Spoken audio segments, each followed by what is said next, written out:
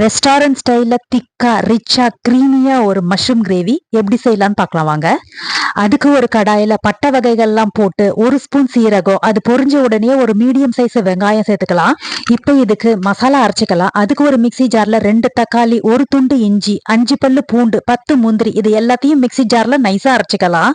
வெங்காயம் நல்லா கண்ணாடி பதத்துக்கு வதங்கியாச்சு. இப்ப அரைச்சு வச்ச மசாலாவில் சேர்த்துட்டு ஒரு 1/2 கப் தண்ணீர் சேர்த்து 5 நிமிஷம் மூடி போட்டு வேக விடலாம். இப்ப இதுல 2 பச்சை மிளகா, 1 ஸ்பூன் மிளகாய் தூள், 1 ஸ்பூன் தனியாத்தூள், மஞ்சள் தூள், உப்பு, ஒரு 1/2 கப் தண்ணி ஊத்தி ஒரு 5 நிமிஷம் வேகட்டும் நல்லா. இப்போ ஒரு பேன்ல 200 கிராம் கிளீன் பண்ண மஷ்ரூம் 1/2 ஸ்பூன் எண்ணெய் ஊத்தி நல்லா வதக்கி எடுத்துக்கலாம். மஷ்ரூம் இப்ப நல்லா வதங்கிடுச்சு. மசாலா உள்ள எண்ணெய் எல்லாம் நல்லா பிரிஞ்சு வருது. இப்ப இதுல வேக வச்ச மஷ்ரூமை சேர்த்துட்டு மூடி போட்டு ஒரு 5 நிமிஷம் கொதிச்சா போதும். அவ்வளவுதான். இறக்க போறதுக்கு முன்னாடி கொஞ்சமா கசூரி மேத்தி, 1/2 ஸ்பூன் கரம் மசாலா சேர்த்து இறக்குறீங்கன்னா ஒரு திக்கான மஷ்ரூம் கிரேவி ரெடி.